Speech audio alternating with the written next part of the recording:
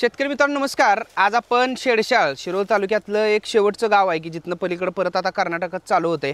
तर त्या गावामध्ये आज आपण इथं आहोत। गन्ना मास्टरच्या माध्यमातून ह्या गावामध्ये आणि विजय अण्णांच्या माध्यमातून त्यासोबत भाऊसाहेब शिरडोणे आपले विक्री प्रतिनिधी गन्ना मास्टरचे इथं आहेत। त्यांची ऊस शेती चांगली असते। त्यांच्या माध्यमातून इथं एक ऊसाचा अतिशय सुंदर प्लॉट आपण मागच्या वर्षी तयार केलेला आणि त्याची आज तोडणी चालू आहे। या प्लॉटच्या बाबतीत तुम्हाला मी रेकॉर्ड तर सांगणार आहेत, पण शेतकऱ्याची पहिला पार्श्वभूमी जाणून घेणं अतिशय महत्त्वाचं आहे। आपल्याकडे बरेच शेतकरी असतात, संडे फार्मर असतात, कोण आपल्यासोबत आज मेजर सुधीर शिरोटे आहेत की ज्यांनी आर्मीमध्ये 2005 सालापासून म्हणजे जशी 12वी झाली तशी 18व्या वर्षी ते आर्मीमध्ये भरती झाले आणि त्याच्यानंतर 20 वर्ष आर्मीमध्ये नोकरी केली आणि 20 वर्ष आर्मीमध्ये देशसेवा केल्यानंतर ते परत रिटर्न आले आणि रिटर्न आल्यानंतर त्यांनी परत शेतीकडे वळले। म्हणजे 20 वर्षामध्ये शेतीचा संपर्क बऱ्यापैकी काम करण्याचा तुटला होता त्यांचा, पण आल्या पहिल्याच वर्षी ऊसाचं त्यांनी चांगलं उत्पादन चांगलं पीक घेऊन 5 बाय 1.5 अंतरावर ऊसाची लागवड करून आज तुम्ही जर बघितलं तर त्यांनी ऊसाचं जवळपास त्यांचा आत्ता उतारा एकरी 105 टनाचा पडतोय। म्हणजे ह्याच्यातनं महत्त्वाची गोष्ट काय आहे की 20 वर्ष देशसेवेसाठी घालून ज्यावेळेला ते परत रिटर्न आले आणि शेती योग्य पद्धतीने केली, पण इथं पण ते काय मागं पडले नाहीत। त्यांना मार्गदर्शन चांगलं मिळालं। त्यांचे मित्र भाऊसाहेब येत आहेत, त्यांचं मार्गदर्शन मिळालं, विजय अण्णांनी मार्गदर्शन केलं, बराच कॉन्फिडन्स त्यांना प्रत्येक गोष्टीमध्ये दिला। 5 बाय 1.5 अंतरावरच लागवड का करायला पाहिजे आणि त्याचं फळ आज मिळालं। एक अतिशय चांगली गोष्ट आहे की देशसेवेसाठी समर्पित असलेला माणूस शेतीमध्ये पण चांगल्या समर्पणानं काम करतोय आणि ऊसाचे एकरी 100 टन उतारा घेतोय। सुधीर साहेब नमस्कार। नमस्कार। काय शेतीत पडण्याचं कारण म्हणजे आता जॉब सोडल्यानंतर परत मग तुम्हाला लगेच नोकरी मिळते आर्मीत जर असेल तर तो विचार केला नाही? नाही, नोकरीचं नाही, शेतीच करायचं मनात ही इच्छा होती। बरं, त्यामुळे मग शेतीच पकडली। शेती तुमची जमीन किती आहे वडिलोपार्जित? वडिलोपार्जित 3 एकर बरं, आणि नंतर आणि 2 एकर विकत घेतले, म्हणजे 5 एकर जमीन आहे। आता ही जी जमीन आहे ही एकदम रस्त्याकडेची आहे, म्हणजे गणेशवाडी आणि इकडला मला वाटतं मागं शिरोळच जाते कुरुंदवाडला, तो रस्ता जोडणारा त्या रोडलाच जमीन आहे। कसं काय नियोजन केलं ह्या प्लॉटचं, म्हणजे का म्हणजे एवढं टार्गेटपर्यंत आत्ता पोचले तर काय साधं नियोजन, कसं जमिनीची तयारी, लागवडीचं अंतर काय ठेवलं, सुरुवातीला काय केलं याच्यामध्ये? सुरुवातीला 5 फुटी सरी सोडलं। हां, 5 फुटी सरी सोडून गन्ना मास्टरचं 8 रोप मागून घेतलं। बरं, त्याच्यानंतर मग 2 फुटाला अंतरावर आम्ही रोप लावून केलं। 5 बाय 2 अंतरावर 5 बाय 2 अंतरावर रोप लावून केलं। ड्रीप आहे, त्यानंतर विहिरीचं पाणी पाटपाणी आहे। ओके, त्याच्यावर 4 खताचे डोस झालेत। बरोबर, त्याच्यानंतर आणि ड्रीप मधनं आणि खत सोडलं। त्यात तुमचं मार्गदर्शन, भाऊसाहेब शिरडोणे, अक्षय एकवटे आणि विजय अण्णांचं यांचं मार्गदर्शन, बरोबर, त्याच्यामुळे झालं। एक मनात जिद्द होती की आल्या आल्या काय तर करून दाखवायचं, झालं, सफल झालं। चांगली गोष्ट आहे। विषय असा आहे की सरी पाडायच्या आधी जमिनीची तयारी काय, शेणखत वगैरे काय? शेणखत वगैरे काय सोडलं नव्हतं, काय सोडलं नाही, मग डायरेक्ट फक्त रान। आधीचं पीक काय होतं याच्यात? आधीचं पीक वांगी होतं। वांगी काढल्यानंतर परत ऊस लावला। लावलं। बघा मित्रांनो, मागचा बेवड पण म्हणजे भाजीपाला पिकाचा आहे आणि त्याच्यानंतर मग आता आपल्या रोपवाटिकेतनंच रोपं दिलेले आहेत। 5 बाय 1.5 मग अशी म्हटलं मी चुकून, 5 बाय 2 या अंतरावर ऊसाची लागवड केली। व्यवस्थित जर बघा योग्य पद्धतीनं जर नियोजन केलं तर अतिशय चांगल्या पद्धतीनं ऊसाचं उत्पादन निघू शकते। आणि असा नोकरीत असलेला माणूस म्हणजे त्यांनी आर्मीमध्ये 20 वर्ष घालवली, म्हणजे वयाच्या 18 वर्षापासून समजा बाहेरच आहेत असं म्हटलं तरी चालेल, आणि त्याच्यानंतर परत अशी ऊस शेतीमध्ये अतिशय चांगली एक नियोजन त्यांनी केलं आहे। आपल्या एका ऊसाचं वजन एक अंदाजित किती किलो होतंय तर ते फक्त आपल्याला बघायसाठी एका ऊसाचं वजन करायचं आहे। काटा आपल्याकडे आहे, याचं कॅपॅसिटी जवळपास 10 किलो आहे। मेजर कटिंग करा आणि ह्या काट्यावर आपण ठेवूया।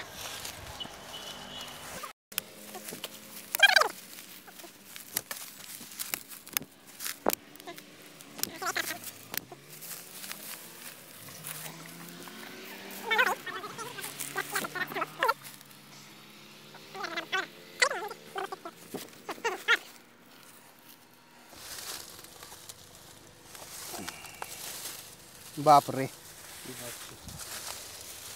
एक मिनिट,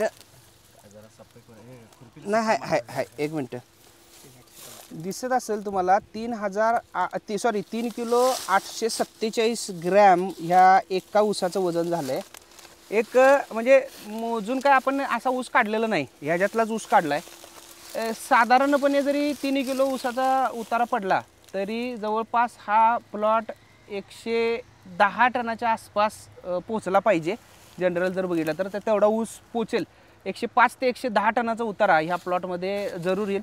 तर पहिल्या प्रयत्नात केलेला हा प्रयोग अतिशय सक्सेसफुल झाला असं म्हणायला काय हरकत नाही. सोबत आज भाऊसाहेब पण आहेत, तर त्यांच्याकडं थोडक्यात काय गोष्टी जाणून घेऊ.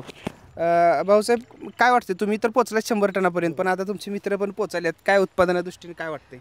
नाही, उत्पादनाच्या दृष्टीनं आता नवीन जे शेतकरी आहेत ते होतकरू म्हणजे तरुण शेतकरी आहेत, त्यांना ऊस शेती हे चांगल्या पद्धतीनं पिकवून त्यातनं काहीतरी चांगलं नाव कमवायचं किंवा चांगलं उद्दिष्ट साध्य करायचं हे सगळ्यांचं हे आहे. त्या पद्धतीनं ते जो येईल आमच्याकडं आमच्या थ्रू किंवा विजयांना अक्षय किंवा तुमच्या थ्रू जो माणूस येईल त्यांना आम्ही योग्य मार्गदर्शन करून, जे आम्हाला समजत नाही ते तुमच्याकडं मार्गदर्शन घेऊन हे सगळं त्यांना योग्य मार्गदर्शन करून ह्या आता सुधीरचं पाहतच आहात तुम्ही, त्यांनी तयारच नव्हते आधी. त्यांनी 4.5 फुटाच्या पुढं नाही म्हणत होते. आम्ही म्हटलं कर तर बघू, नंतर बघू, मी आहे, नाही काही कमी पडलं तर मी आहे.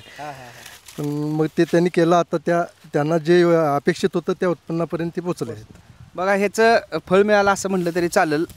कसं आहे, एक वाट दाखवणारा माणूस किंवा कॉन्फिडन्स देणारा माणूस पण आपल्या फ्रेंड सर्कलमधला जर असला तर ती गोष्टी सोप्या होत्यात. काय होतं, बऱ्याच वेळेला शेतीमध्ये स्वतःला आपल्याला कॉन्फिडन्स सुरुवातीला बऱ्यापैकी कमी असतो आणि त्याच्यामुळं मग काय होतं, आपण धाडस करायला चुकतो, काय चुकल काय होईल.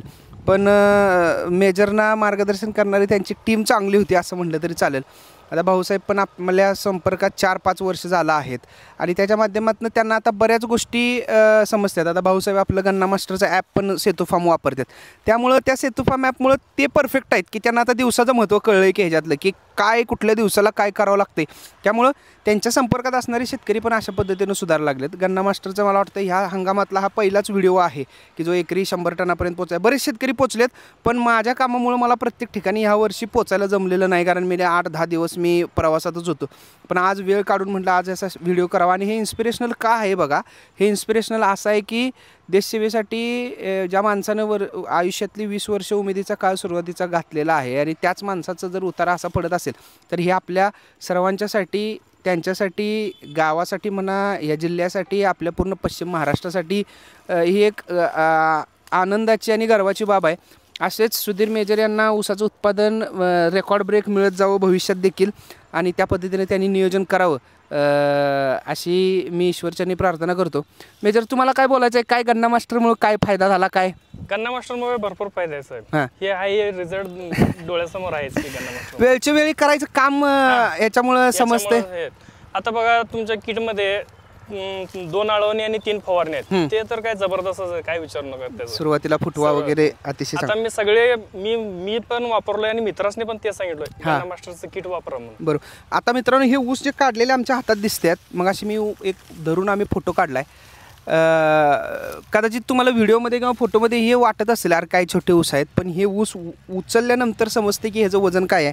कमीत कमी फक्त 5च ऊस ह्याच्यामध्ये काढलेत, पण 5 ऊसाचं वजन जर उचललं तर आम्हाला 4 लोकांना अतिशय वजन जास्त झालं. एवढं वजन आहे. त्यातल्या एका ऊसाचं वजन पण आम्ही करून तुम्हाला दाखवणार आहे की किती भरतंय. कोंबऱ्या जर बघितल्या तर कोंबऱ्या जवळपास 20 ते 22 कांड्यावर आहेत. दादा, ती कोंबरीचा ऊस तेवढा घ्या पुढचा धरा तिकडे. हो का, हे एक कोंबरीचा ऊस काढलेला आहे. तो कोंबरीचा ऊस जवळपास 20 ते 22 कांड्यावर गेला आहे आणि ह्याची जाडी वगैरे बघा. खालचं अंतर तर पेरातलं जवळपास 1 वितीच्या पुढं जवळपास हे पेरातलं अंतर बघा इथं पडलंय, दिसतंय इथं.